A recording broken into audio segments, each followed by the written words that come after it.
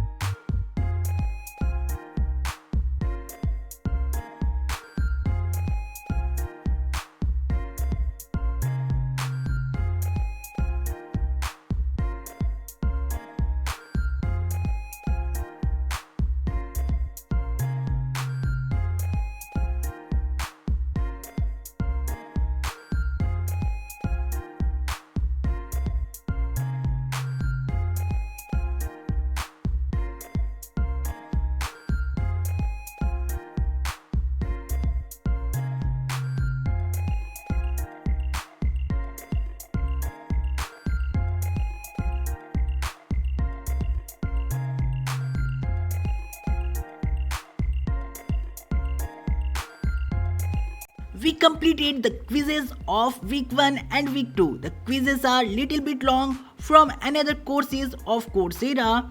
So we can see the 2 more quizzes of week 3 and week 4 with peer graded assignment in the next video. So stay tuned.